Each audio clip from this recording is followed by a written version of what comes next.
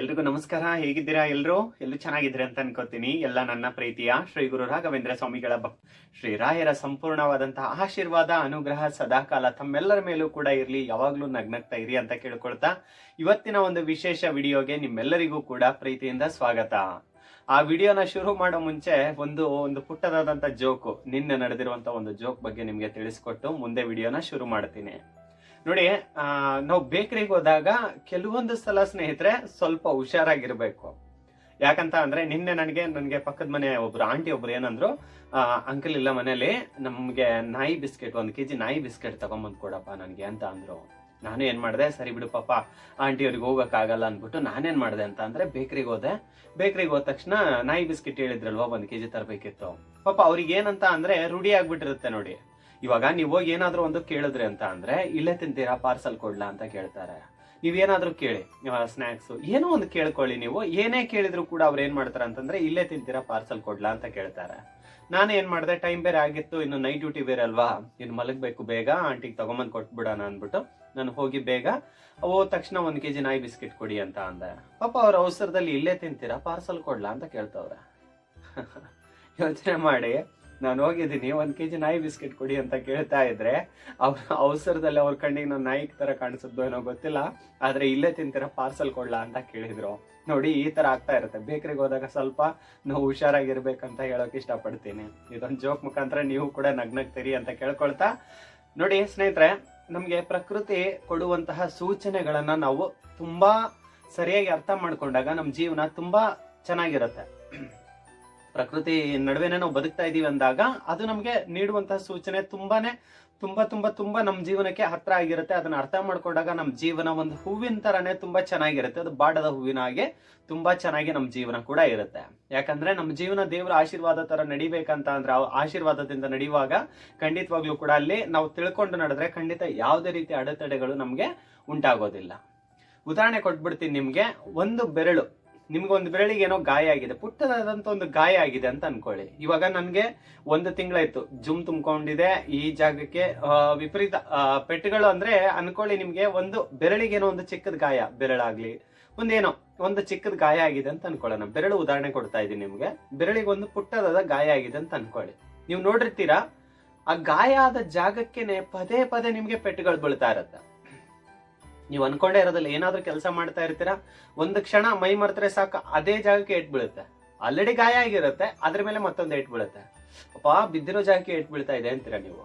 Correct, ಬಿದ್ದಿರೋ ಜಾಗಕ್ಕೆ eight ಬೀಳ್ತಾ ಇದೆ ಅಂತೀರಾ. ಮತ್ತೆ ಒಂದ್ 5 ನಿಮಿಷ ಅದ್ರ ಮೇಲೆ ಗಮನ ಇರುತ್ತೆ, ಸ್ವಲ್ಪ ಅದನ್ನ ಸೂಕ್ಷ್ಮವಾಗಿ ಸೈಡ್ ಇಟ್ಕೊಂಡು ಮತ್ತೆ ಕೆಲಸಗಳನ್ನ ಮಾಡೋಕೆ ಶುರು ಮಾಡ್ತೀರಾ. ಒಂದ್ 5 ನಿಮಿಷ ಆದ್ಮೇಲೆ ಮತ್ತೆ ಅಲ್ಲಿ ಪೆಟ್ಟು ಬೀಳುತ್ತೆ. ಮತ್ತೆ 5 ನಿಮಿಷದಲ್ಲಿ ನೀವು ಮರ್ತೋಗ್ಬಿಟ್ಟಿರ್ತೀರ, ಅಲ್ಲಿ ಪೆಟ್ಟು ಬಿದ್ದಿದೆ, ಪೆಟ್ಟಾಗಿದೆ, ಮತ್ತೊಂದು ಪೆಟ್ಟು ಬಿದ್ದಿದೆ ಅನ್ನೋದನ್ನ ಮರ್ತು ನೀವೇನೋ ಒಂದು ಕೆಲಸದಲ್ಲಿ ಇರ್ತೀರ, ಮತ್ತೆ ಪೆಟ್ಟು ಬೀಳುತ್ತೆ. ನೀವೇನಂತೀರಿ ಅಂದ್ರೆ, ಅಪ್ಪ ಬಿದ್ದಿರೋ ಜಾಗಕ್ಕೆ ಪೆಟ್ಟು ಬೀಳ್ತಾನೆ ಇದೆ. ನೋಡಿ, ನೀವು ಅದೇ ಜಾಗಕ್ಕೆ ತುಂಬಾ ಬೀಳ್ತಾ ಇರುತ್ತೆ. ಅನುಭವ ಆಗಿದೆಯಾ ನಿಮ್ಗೆ? ಆಗಿದೆ ಅಂತ ಅನ್ಕೋತೀನಿ. 100% ಆಗುತ್ತೆ. ಎಲ್ಲರಿಗೂ ಕೂಡ ಅನುಭವ ಆಗುವಂತದ್ದು ಇದು. ನನಗೂ ಕೂಡ ಆಗಿದೆ, ನಿಮ್ಗೂ ಕೂಡ ಆಗಿರುತ್ತೆ, ಆಗತ್ತೆ ಕೂಡ, ಆಗ್ಲೇಬೇಕು ಕೂಡ. ಯಾಕಂದ್ರೆ ಇದರಿಂದ ಒಂದು ಒಳ್ಳೆ ಸಂದೇಶ ಇದೆ ನಮ್ಗೆ. ಹೌದಾ? ಇದರಿಂದ ಏನಾದ್ರೂ ಸಂದೇಶ ಇದೆಯಾ? ಖಂಡಿತ ಸಂದೇಶ ಇದೆ. ಒಂದು ಸಂಪೂರ್ಣವಾದಂತ ಒಂದು ಒಳ್ಳೆಯ ಸಂದೇಶ ಇದೆ. ಏನ್ ಸಂದೇಶ ಹಾಗಾದ್ರೆ? ಏನ್ ಕೊಡ್ತಾ ಇದೆ? ಈಗ ಬೆರಳಿಗೆ ನೋವಾಗಿದೆ, ಇದೇ ಜಾಗಕ್ಕೆ ಪೆಟ್ಟು ಬೀಳ್ತಾ ಇದೆ. ಒಂದು ಕ್ಷಣ ಮೈ ಮರೆತ್ರೆ ಸಾಕು ಇದೇ ಜಾಗಕ್ಕೆ ಪೆಟ್ಟು ಬೀಳ್ತಾ ಇದೆ. ಕರೆಕ್ಟ್ ಅಲ್ವಾ? ನಾವೆಷ್ಟು ಎಚ್ಚರಿಕೆಯಿಂದ ಇರ್ಬೇಕಂದ್ರೆ, ಈ ಬೆರಳಿಗೆ ಆದಂತ ಗಾಯ ವಾಸಿ ಆದ್ರೂ ಕೂಡ ಬಿದ್ದಂತ ಪೆಟ್ಟನ್ನ, ಇದ್ರ ಮೇಲೆ ಪೆಟ್ಟು ಬೀಳುತ್ತೆ, ಈ ರೀತಿ ನಾವು ಗಮನ ಹರಿಸ್ಲಿಲ್ಲ ಅಂತಂದ್ರೆ ಇದ್ರ ಮೇಲೆ ಪೆಟ್ಟು ಬೀಳುತ್ತೆ ಅನ್ನೋದನ್ನ, ಗಾಯ ವಾಸಿ ಆಗೋರ್ಗೂ ಅಷ್ಟೇ ಅಲ್ಲ, ವಾಸಿ ಆದ್ಮೇಲೂ ಕೂಡ ನಾವು ನೆನ್ಪಿಟ್ಕೋಬೇಕು. ಒಂದು ಕ್ಷಣ ಮೈ ಮರೆತ್ರೆ ಇಲ್ಲಿ ಪೆಟ್ಟು ಬೀಳ್ತಾ ಇದೆ ಅಲ್ವಾ? ಅದೇ ರೀತಿ ಜೀವನದಲ್ಲೂ ಕೂಡ ಯಾರ ಮೇಲಾದ್ರೂ ಕೂಡ ನಂಬಿಕೆ ಇಟ್ಟಾಗ ಒಂದು ಸಲ ಅವರಿಂದ ನಮ್ಗೆ ಮೋಸ ನಡೀತು ಅಂತ ಅಂದ್ರೆ, ಎಲ್ರು ಒಂದೇ ರೀತಿ ಇರಲ್ಲ ಅಂತ ಮತ್ತೊಬ್ರನ್ನ ನಂಬ್ತಾ ಹೋಗ್ಬಾರ್ದು. ಯಾವ್ದೋ ಒಂದು ವಿಷಯದಲ್ಲಿ ನಿಮ್ಗೆ ಮೋಸ ನಡೀತು, ಯಾವ್ದೋ ಒಂದು ವಿಷಯದಲ್ಲಿ ಪೆಟ್ಟು ಬಿತ್ತು ಅಂತ ಅನ್ಕೊಳ್ಳಿ, ತುಂಬಾ ಸೂಕ್ಷ್ಮವಾಗಿರ್ಬೇಕು. ಆ ನೋವಿಂದ ಬೇಗ ಹೊರಗ್ ಬರಕ್ಕಾಗಲ್ಲ. ಮೋಸ ನಡೆದಿದೆ ಅಂದಾಗ ಅದರಿಂದ ಹೊರಗ್ ಬರಕ್ಕಾಗಲ್ಲ ಬೇಗ. ಅದರಿಂದ ಹೊರಗ್ ಬಂದ್ಮೇಲೂ ಕೂಡ ಈ ತರನು ಜನ ಇದಾರಪ್ಪ, ಬೇಡ, ಆದಂಗೆನೆ ಮೋಸ ಆಗ್ತಾ ಇರುತ್ತೆ. ಇವಾಗ ಮೋಸ ಆಗಿದೆ, ಮತ್ತೊಬ್ರನ್ನ ನಂಬಿದ್ರೆ ಮತ್ತೆ ಮೋಸ ಆಗುತ್ತೆ. ಸೇಮ್ ನಡೀತಾ ಇರುತ್ತೆ, ಇನ್ನು ಜಾಸ್ತಿನೇ ಆಗ್ತಾ ಇರುತ್ತೆ, ಜಾಸ್ತಿನೇ ಆಗಿರುತ್ತೆ. ಗಾಯದ ಮೇಲೆ ಗಾಯ ಬೀಳ್ತಾನೆ ಇರುತ್ತೆ, ಪೆಟ್ ಮೇಲೆ ಪೆಟ್ಟು ಬೀಳ್ತಾನೆ ಇರುತ್ತೆ. ಒಂದು ಕ್ಷಣ ನಾವು ಮೈ ಮರೆತ್ರೆ ಹಂಗೆ, ಒಬ್ಬರ ತರ ಇನ್ನೊಬ್ರು ಇರ್ತಾರೆ ಬಿಡು, ಮತ್ತೊಬ್ರನ್ನ ನಂಬೋಣ, ಮತ್ತೊಬ್ಬರನ್ನ ನಂಬೋಣ ಅಂತ ಹೋದ್ರೆ ನಿಮಗೆ ಪೆಟ್ಟುಗಳ ಮೇಲೆ ಪೆಟ್ಟು ಬೀಳ್ತಾನೆ ಇರುತ್ತೆ. ಎಲ್ಲಿವರೆಗೂ ನೀವು ಜೀವನ ಅರ್ಥ ಮಾಡ್ಕೋಬೇಕು. ಈ ಪುಟ್ಟದಾದ ಗಾಯ ಬಿದ್ದಾಗ ನೀವ್ ಹೆಂಗಪ್ಪ ಏಟ್ಗಳ ಮೇಲೆ ಏಟ್ ಬೀಳ್ತಾ ಇದೆ ಅಂತಿರಲ್ಲ, ಅದೇ ರೀತಿ ಮೋಸದ ಮೇಲೆ ಮೋಸ ನಡೀತಾ ಇದೆ ಅಂತ ಅಂದ್ರೆ ಅಲ್ಲಿ ನೀವು ಅರ್ಥ ಮಾಡ್ಕೋಬೇಕಾಗತ್ತೆ. ಅದರಿಂದ ಸಂಪೂರ್ಣವಾಗಿ ನೀವು ಹುಷಾರಾಗಿರ್ಬೇಕು. ಆತರ ಜನಗಳನ್ನ ನಂಬಾರ್ದು, ಇನ್ಮೇಲೆ ನಂಬಾರ್ದು.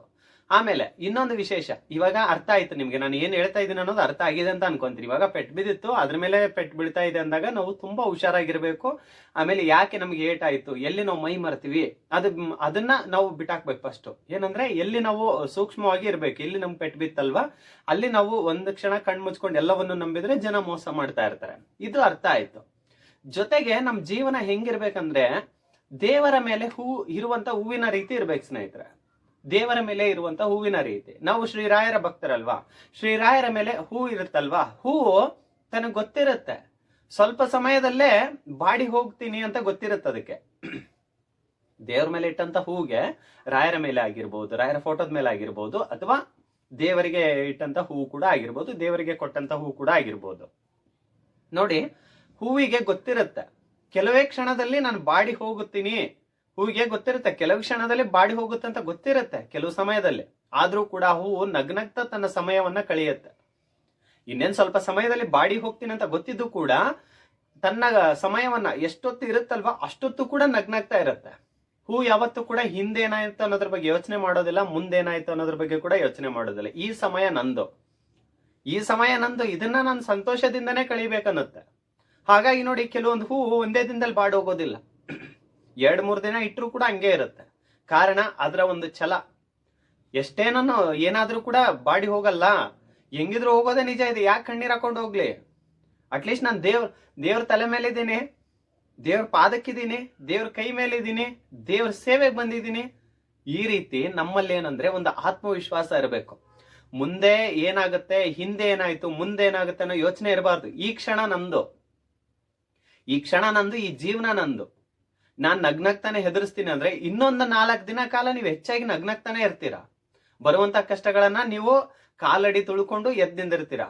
ಯಾರು ನಿಮ್ಮನ್ನ ತುಳಿಬೇಕಂತಿರ್ತಾರೆ, ಯಾರು ನಿಮ್ಮನ್ನ ಕಣ್ಣೀರ್ ಹಾಕಿಸ್ಬೇಕಂತಿರ್ತಾರೆ, ಯಾರು ನಿಮ್ಮ ಕಷ್ಟನ ನೋಡಿ ನಿಮ್ಮ ಸೋಲನ್ನ ನೋಡಿ ನಗ್ತಾ ಇರ್ತಾರಲ್ಲ, ಅವ್ರ ಮುಂದೆ ಕೂಡ ನೀವು ತುಂಬಾ ಛಲದಿಂದ ಬದುಕ್ತೀರಾ. ಇದು ನೆನ್ಪಿಟ್ಕೊಂಡ್ಬಿಡಿ.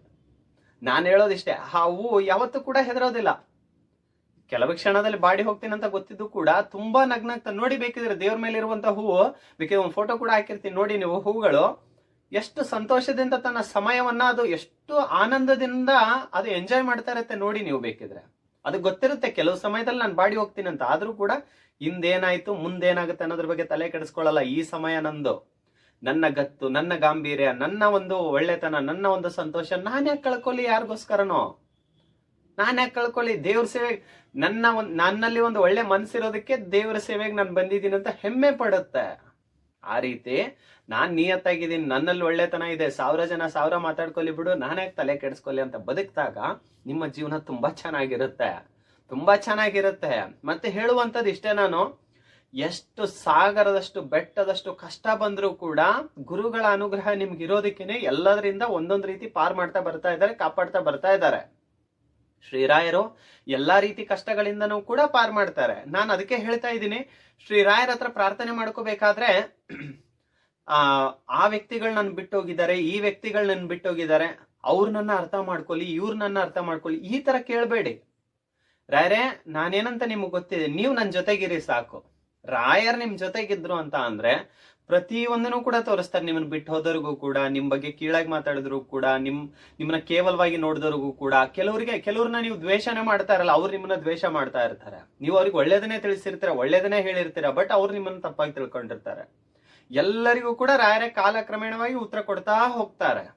ಇದರಲ್ಲಿ ನಾವು ನಂಬೇಕಾದಂಥದ್ದು ರಾಯರ್ನ ಅಲ್ವಾ? ನಾನು ಹೇಳೋದಿಷ್ಟೇ, ರಾಯರ್ನ ಸಂಪೂರ್ಣವಾಗಿ ನಂಬಿ ನನ್ನ ಲೈಫ್ ಹಾಳಾಗೋಯ್ತು, ನನ್ನ ಲೈಫ್ ಹಿಂಗಾಯ್ತು, ನನ್ನ ಲೈಫಲ್ಲಿ ಈ ತರ ಆಟ ಆಡಿದ್ರು ಜನ, ಇದನ್ನ ತಲೆಯಲ್ಲಿ ಇಟ್ಕೋಬೇಡಿ. ನಿಮ್ ಜೀವನ ತುಂಬಾ ಚೆನ್ನಾಗಿರುತ್ತೆ.